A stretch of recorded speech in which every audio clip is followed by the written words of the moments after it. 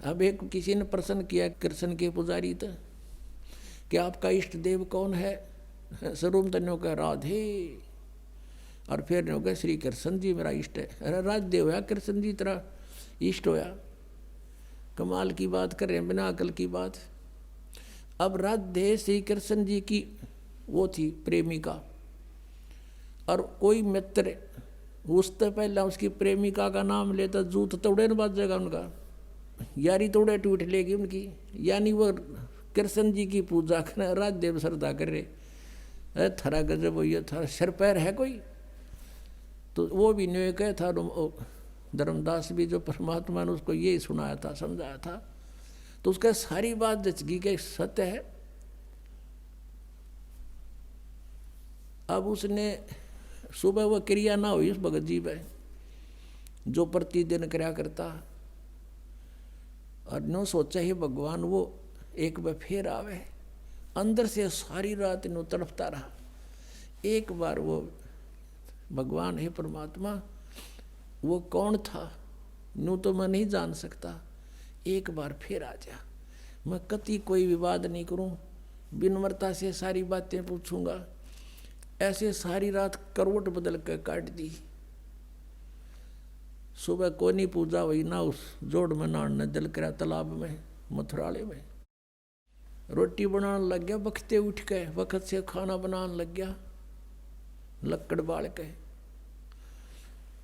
जैसे जंगल से लकड़ी शाम ने तोड़ के ले आया था, चूल्हा बनाया ईंटों का कच्चा पक्का, उसमें एक मोटी लकड़ी लगा दी, साथ में सहयोगी लकड़ियां लगा के अग्नि जला दी, खाना बनाने लग गया। सब्जी बनाई, रोटी बनाई, और वो लकड़ियां जलती जलती निकट आ गई।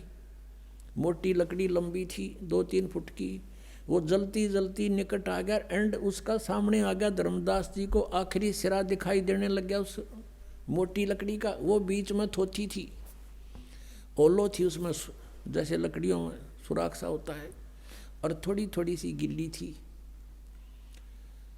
अब उधर से सूर्य उदय होने वाला हो गया। अब क्या देखता है धर्मदास के उस लकड़ी के अंदर जो वो थोथी थी, सुराख था थोड़ा थोड़ा अंदर, उसमें से चींटियां बाहर निकलने का प्रयत्न कर रही हैं।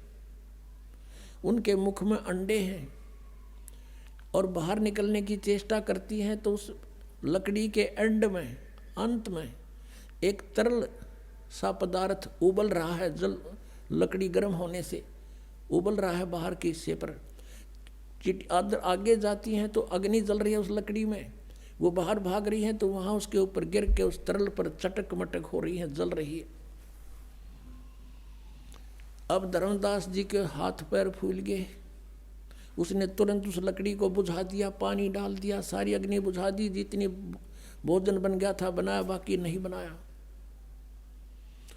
अब उसने सोचा हे भगवान, आज तो ना जाने कितने जीव जल गए इसके अंदर, इतनी लंबी लकड़ी थी ये तो, और अब तो ये इतनी शेष रहती है, और इसमें सारी में चींटियां भरी थी, ये जल गए, इनके बच्चे भी जल गए।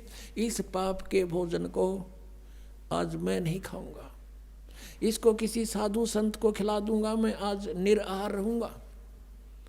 ऐसा विचार करके वो सारा भोजन उठाया और चल पड़ा साधु संत की तलाश में।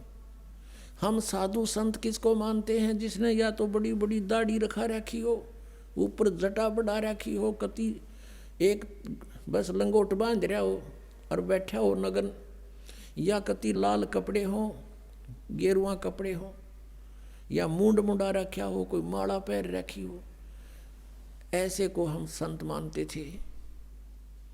परमात्मा ने जैसा दृष्टिकोण उसने मान रखा था, ऐसा साधु मिला, उसा रूप बना लिया। एक हिंदू संत का रूप बना के एक पेड़ के नीचे बैठ गए। धर्मदास जी की दृष्टि पड़ी, सोचा कि वो महात्मा भी निकट ही मिल गए।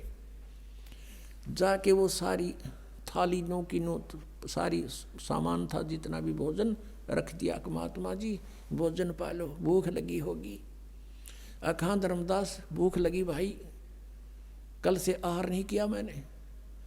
जब धर्मदास कहा तो उसने एक बार तो देखा कि ये महात्मा मुझे जानता भी है, तो उसने सोचा मैं बहुत बड़े यज्ञ करता था, भंडारे करता था, साधु संतों को बुलाकर उनको भोजन खिलाता था, उनमें से कोई होगा। नहीं ध्यान दिया।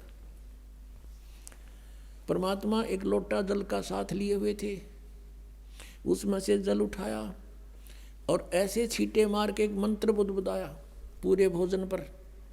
उसी समय सारे भोजन की चींटी बन गई और सारी थाली काली होगी और चींटियां अंडे ले लेकर बाहर निकलने की, थाली से बाहर निकलने की चेष्टा कर रही हैं। तब परमात्मा उसी रूप में आगे जो पहले दिन वार्ता हुई थी और कहा, रे धर्मदास तू आया था पुण्य करने और तू कल क्या कह रहा था। परमात्मा को देखकर धर्मदास ने मुसलमान रूप में भगवान को एक मुसलमान जाना और परमात्मा ने ये कड़वी सच कही तो उसने दुख माना और ये कहा था कि मैं जीव हिंसा नहीं करते, हम अन्य की तरह जीव हिंसा नहीं करते, यानी बहुत दुख मान के कहा था। ये टोंट कैसा था कि मुसलमान हो तुम, मांस खाते हो, हम हिंदू, हम हिंसा नहीं करते, हम जीव हिंसा नहीं करते। तब परमात्मा ने कहा था, रे तेरे तो तक कसाई भी अच्छा, और इस पाप के भोजन को तो मुझे खिलाने आया है। अरे अपराधी व्यक्ति। जब उसने धर्मदास ने देखा कि वो हैकल वाले चरणों में पड़ गया, बुरी तरह रोए, ये भगवान मुझसे गलती होगी, कल मैंने आपसे वाद विवाद किया, मुझे क्षमा करो भगवान, मुझसे गलती होगी, मुझे वो ज्ञान और सुनाओ।